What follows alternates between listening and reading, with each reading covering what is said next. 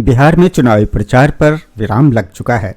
दूसरे चरण के मतदान को लेकर तैयारियां लगभग पूरी हो चुकी है। मतदान में कहीं कोई गड़बड़ी न हो, इसके लिए 4 लाख से अधिक सुरक्षाकर्मी तैनात रहेंगे। अब मतदान 11 नवंबर को होना है। दूसरे चरण में 20 जिलों की 122 विधानसभा सीटों पर मतदान होना है। इसके लिए 45,339 मतदान केंद्र बनाए गए हैं। इसमें से 4,109 बूथों को संवेदनशील बनाया गया है। इसमें 4,003 अति संवेदनशील बूथ घोषित हैं। यहाँ पर 4 बजे तक मतदान होगा। कटोरिया, बेलहर, चैनपुर, चनारी, गोह, नवीनपुर, कुटुम्बा, औरंगाबाद, रफीगंज, गुरुआ, शेरघाटी, इमामगंज, बाराचट्टी के 36 बूथ, बोधगया 200 बूथ, रजौली, गोविंदपुर, सिकंदरा, जमुई, झाझा, चकई विधानसभा में बनाए गए बूथों पर शाम 4 बजे तक मतदान होगा। वहीं बोधगया में 106 बूथों पर शाम 5 बजे तक मतदान होगा। इन बूथों पर पर्याप्त संख्या में सुरक्षा बलों को तैनात रहने का निर्देश दिया गया है।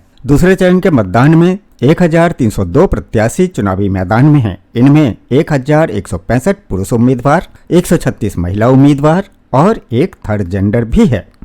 वहीं 3 करोड़ 70 लाख मतदाता दूसरे चरण में मतदान करेंगे। 1 करोड़ 95 लाख पुरुष वोटर हैं, तो वहीं 1 करोड़ 74 लाख महिला वोटर हैं। 4 लाख 4 हजार दिव्यांग वोटर हैं। 63,373 सर्विस वोटर हैं और 943 थर्ड जेंडर हैं। वहीं 43 NRI हैं, जबकि 18 से 19 साल के मतदाताओं की संख्या लगभग 7,59,356 है। बिहार डीजीपी विनय कुमार ने कहा, दूसरे चरण के चुनाव की तैयारियां पहले चरण से भी ज्यादा कड़ी है। जिन जिलों में मतदान होगा उनमें से कुछ अंतर्राष्ट्रीय सीमा पर स्थित हैं, जैसे भारत नेपाल सीमा से लगे 7 जिले। अंतर्राज्यीय सीमा से लगे जिलों में भी चुनाव हो रहे हैं। इन राज्यों में नोडल अधिकारी नियुक्त किए गए हैं और इन राज्यों के डीजीपी से बातचीत भी हो चुकी है। सुरक्षा इंतजामों की जानकारी देते हुए डीजीपी ने कहा कि अंतर्राष्ट्रीय सीमा कल सील कर दी गई थी और अंतर्राज्यीय सीमा आज सील कर दी जाएगी। सीमावर्ती राज्यों में चेक पोस्ट बनाए गए हैं और संयुक्त जांच होगी। इस चरण में 1,650 कंपनियां तैनात की जा रही है। इसके अलावा जिन जिलों में चुनाव होने हैं वहां राज्य पुलिस बल तैनात किया जाएगा। सभी तैयारियां चल रही है। अश्वरोही दस्ता भी तैनात किया गया है। तो कुल मिलाकर बिहार चुनाव के दूसरे चरण के तहत मंगलवार को होने वाले मतदान के लिए चुनाव प्रचार रविवार को थम गया है। अब इस दूसरे चरण में सबकी निगाहें दलित और मुसलमान मतदाताओं पर है। जनादेश की चाबी 18% दलित मतदाताओं के हाथ में है, जिनकी 100 सीटों पर परिणाम का पलड़ा इधर से उधर झुकाने की ताकत है। वहीं दूसरी ओर लोकसभा सचिवालय ने रविवार को संसद के आगामी शीतकालीन सत्र के लिए सांसदों के सवाल जवाब का अस्थायी कार्यक्रम जारी किया है। सचिवालय के अनुसार विभिन्न मंत्रालयों और विभागों को 5 समूहों में बांटा गया है। हर समूह को तय तारीख पर सांसदों के सवाल के जवाब देने होंगे। शीतकालीन सत्र 1 दिसंबर से शुरू होकर 19 दिसंबर तक चलेगा। इस दौरान कुल 15 बैठकें होंगी। बिहार चुनाव के दूसरे चरण के तहत मंगलवार को होने वाले मतदान के इस चरण में सबकी निगाहें दलित और मुसलमान मतदाताओं पर है। जनादेश की चाबी 18% दलित मतदाताओं के हाथ में है, जिनकी 100 सीटों पर परिणाम का पलड़ा इधर से उधर झुकाने की ताकत भी रखती है। इसके अलावा इसी चरण में सीमांचल समेत 3 दर्जन सीटों पर प्रभावशाली उपस्थिति रखने वाले मुसलमान समुदाय के भविष्य की राजनीति के संकेत भी छुपे हैं। दूसरे चरण के चुनाव में सत्ता पक्ष के कई मंत्री और विपक्ष के पूर्व मंत्री, कई बार के विधायक रहे प्रत्याशियों के भाग्य का फैसला होना है।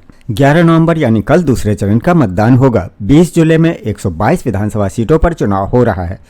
चुनाव प्रचार थम चुका है। प्रत्याशी घर घर जाकर मतदाताओं से मिल रहे हैं। दूसरे चरण में राष्ट्रीय जनतांत्रिक के 122, महागठबंधन के 126 प्रत्याशी चुनाव मैदान में हैं। इनमें भाजपा के 53, जदयू के 44, लोजपा रामविलास 15, राष्ट्रीय लोक मोर्चा के 4 और हम के 6 प्रत्याशी शामिल हैं।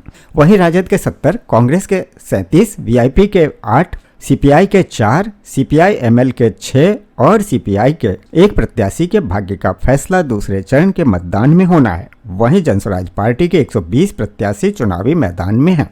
इस चरण में पूर्व मुख्यमंत्री ताराकिशोर प्रसाद, रेणु देवी, मंत्री विजेंद्र यादव, नीतीश मिश्रा, प्रेम कुमार, कृष्णनंद पासवान, प्रमोद कुमार, शीला मंडल, लेसी सिंह, जयंत राज, कांग्रेस के प्रदेश अध्यक्ष राजेश राम, लोजपा रामविलास के प्रदेश अध्यक्ष राजू तिवारी, राजद के वरिष्ठ नेता उदय नारायण चौधरी, रालोमो के प्रमुख उपेंद्र कुशवाहा की पत्नी स्नेहलता, कांग्रेस के विधायक दल के नेता शकील अहमद खान, भाकपा माले के विधायक दल के नेता महबूब आलम जैसे दिग्गजों की प्रतिष्ठा दांव पर लगी हुई है। तो वहीं दूसरे चरण के मतदान के पहले राष्ट्रीय जनता दल के नेता तेजस्वी यादव ने कहा कि प्रथम चरण के बाद एनडीए खेमे में भारी गमगीन माहौल है। इस बार बदलाव निश्चित है, इसलिए अधिकारी फोन करने वाले का स्क्रीनशॉट तक हमें भेज रहे हैं।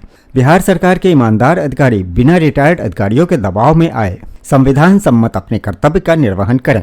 2 गुजराती येन केन प्रकारहीन बिहार पर कब्जा करना चाहते हैं तो बिहार को अपना उपनिवेश बनाना चाहते हैं। बिहार की जनता संविधान विरोधी कार्य करने वाले सत्ताधारी नेताओं को कड़ा सबक सिखाने के लिए एक पैर पर खड़ी है। गणतंत्र की जननी बिहार में इनकी वोट चोरी हरगिज नहीं चलेगी। जनता हर प्रकार से इनकी वोट चोरी और लोकतंत्र की डकैती रोकने के लिए तैयार है। तो वहीं सम्राट बोले, एनडीए प्रचंड जीत हासिल करेगा। बिहार की जनता पूरी तरह से एनडीए के साथ है। उन्होंने दावा किया कि 11 नवंबर को होने वाले मतदान में एनडीए प्रचंड जीत हासिल करेगा। तारापुर विधानसभा के प्रत्याशी सम्राट चौधरी ने जनता से अपील करते हुए कहा है कि 11 नवंबर को भारी संख्या में मतदान करें और विकास, सुरक्षा व स्थिरता के लिए एनडीए की सरकार दोबारा बनाएं। सम्राट चौधरी ने कहा, भाजपा शासनकाल में रोजगार, शिक्षा और उद्यमता को लेकर बड़े पैमाने पर काम हुआ है। विपक्ष पर हमला बोलते हुए सम्राट चौधरी ने कहा कि यह लोकतंत्र है, राजतंत्र नहीं। जनता तय करेगी कि राजा कौन बनेगा, न कि कोई परिवार। इन सब के बीच ही बिहार की फिजा में रैलियां थमते ही अजीब सी शांति उभर आई है। सड़कों पर शोर भले ही कम हो, पर अंदरूनी उथल पुथल कहीं ज्यादा तेज है। यह वही साइलेंट बिहार है जो मंचों पर बड़े बड़े मुद्दे सुनता है और गलियों में बिल्कुल अलग भाषा बोलता है। ऊपर से देखें तो यह चुनाव विकास, नौकरी और सुशासन की कहानी लगता है, मगर जमीन पर पैर रखते ही एहसास हो जाता है कि इस बार राजनीति 3 धाराओं में बह रही है। जाति की अदृश्य रेखा, युवा वर्ग की बेचैनी और महिलाओं की मौन वफादारी। मुस्लिम वोटर भी मौन हैं, मगर वोटरों का बिखराव भी नजर आ रहा है। सभी दलों की रणनीतियों की बिसात भी इन्हीं के इर्द गिर्द है। बिहार में ऐतिहासिक मतदान प्रतिशत अपने साथ राजनीतिक विरोधाभास भी सामने लाया है। एक तरफ जहां यह मुस्लिम मतदाताओं के साइलेंट कंसोलिडेशन का संकेत है, दशकों में पहली बार संगठित और रणनीतिक वोटिंग का पैटर्न दिखा जो सीधे महागठबंधन के पक्ष में इतिहास रचने की क्षमता रखता है। दूसरी तरफ यही एकजुटता उत्तरी बिहार और सीमांचल के रण में असदुद्दीन ओवैसी के दमदार फैक्टर से भी टकरा रही है। 2020 में 5 सीटें जीतकर सीमांचल की सियासत में नई लकीर खींच चुके ओवैसी इस बार भावनात्मक उभार के साथ लौटे हैं। हमें जलील किया गया है, उनकी यह लाइन अब उनके हर भाषण की रीढ़ बन गई है। नतीजा यह है कि मुस्लिम वोटर का एक वर्ग, खासकर युवा वर्ग, ओवैसी के पीछे खड़ा दिख रहा है। यह स्थिति इस चुनाव के सबसे निर्णायक वोट बैंक को 2 हिस्सों में बांटने का संकेत कर रही है। मुस्लिम महिला मतदाता का सुरक्षा बनाम डर का फैसला और ओवैसी का भावनात्मक उभार पूरे बिहार के चुनावी समीकरण को जटिल बना रहा है। पटना से लेकर अररिया तक मुस्लिमों के बीच इस बार मतदान की चुप्पी के भीतर संगठन की आवाज गूंज रही है। वोट बढ़ जाने की पिछली चुनाव की गलती से सबक लेते हुए मुस्लिम समाज ने इस बार एकतरफा रुख अपनाया है। महागठबंधन, खासतौर से राजद की रणनीति कुछ इस हद तक पूरे बिहार में असर दिखा रही है। यह रणनीति है कि बिना किसी शोर के, बिना किसी दिखावे के चुपचाप ज्यादा से ज्यादा मतदान करना है। भाजपा को रोकने के लिए अररिया के परवेज आलम कहते हैं कि मुसलमान बंटकर वोट करते हैं, इसलिए हारते हैं। इस बार हम एक हैं। यह लाइन बताती है कि समुदाय के भीतर यह समझ गहरी हो चुकी है कि राजनीतिक बिखराव एनडीए की मजबूती का सबसे बड़ा कारण रहा है। इस बीच मुस्लिम महिलाओं की भागीदारी रिकॉर्ड स्तर पर रही है। बूथों पर कतारें सिर्फ वोट की नहीं बल्कि सुरक्षा और सुविधा की भावना का प्रतीक थी। नीतीश के शासन में कानून व्यवस्था और कल्याण योजनाओं का अनुभव सकारात्मक होने के बावजूद यह समर्थन पहले की तरह वोट में नहीं बदला। वजह यह डर कि भाजपा के रहते नीतीश फिर मुख्यमंत्री नहीं बन पाएंगे। ज्यादा वोट की वजह यही थी कि महिलाओं के मन में यह सवाल बैठ गया था कि अगर सरकार बदली तो 10,000 रुपए और छात्रवृत्ति जैसी योजनाएं कौन देगा। यह उनके लिए राजनीतिक अधिकार से अधिक पारिवारिक सुरक्षा का मुद्दा बन गया है। मतदाता सूची से नाम कटने की आशंका और गैस, राशन, छात्रवृत्ति को खोने का डर उन्हें मतदान के लिए प्रेरित कर रहा है। यही डर है, यही असुरक्षा उनमें से ज्यादातर को महागठबंधन के खेमे की तरफ खींचता दिखता है। पहले चरण का सबसे बड़ा सबक यही है कि मुस्लिम मतदाता अब एक संगठित राजनीतिक शक्ति है। उनकी प्राथमिकता मजहबी पहचान के साथ सुरक्षा, योजनाओं की निरंतरता और सामाजिक सम्मान है। तेजस्वी की सीमांचल डेवलपमेंट काउंसिल जैसे वादों ने भी उन्हें नया भरोसा दिया है। इसके बाद भी ओवैसी का अपमान नैरेटिव सीमांचल में असरदार हुआ है तो यही इलाका महागठबंधन के लिए डैमेज जोन भी बन सकता है। पहले चरण की 40 में से लगभग 35 सीटों पर मुस्लिम वोट निर्णायक भूमिका में हैं। यह साइलेंट कंसोलिडेशन एक दूसरे चरण में भी कायम रहा तो समीकरण पलट सकते हैं, लेकिन ओवैसी की भावनात्मक सेंध अगर और गहरी गई तो संगठित रणनीति फिर उसी जगह टूटेगी जहां 2020 में टूटी थी। इधर आप सबने देखा ही होगा, पटना में 2 हफ्ते से हेलीकॉप्टरों की आवाज लगातार गूंज रही है। पीएम नरेंद्र मोदी से लेकर गृह मंत्री अमित शाह तक हर बड़े चेहरों ने बिहार की जमीन पर दस्तक दी। महिलाओं के बीच तस्वीर अलग है। दलित बस्तियों से गांव की चौपाल तक महिलाएं नीतीश के लिए सधी हुई हैं। वफादारी के साथ खड़ी दिखती हैं। शराबबंदी, पेंशन, साइकिल मनी, आंगनवाड़ी योजना, यही एनडीए का महिला कवच है। हालांकि जमीनी रिपोर्ट अलग कहानी कहती है। खासकर युवाओं की नजरों में एक सवाल सा दिख रहा है कि नौकरी कहाँ है। तेजस्वी की जनसभाओं का अलग रंग दिखा।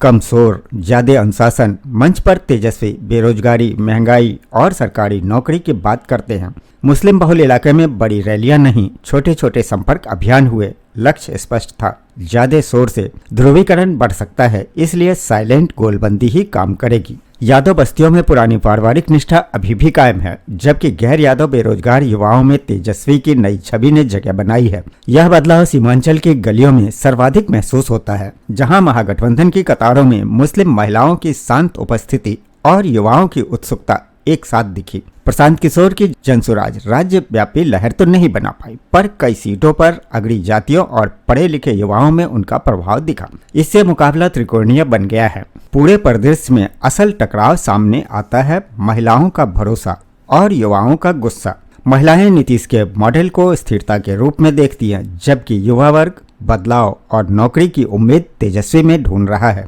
इन दोनों के बीच जातीय गोलबंदी की अदृश्य दीवारें दोनों गठबंधनों के लिए अवसर भी पैदा करती हैं और खतरा भी।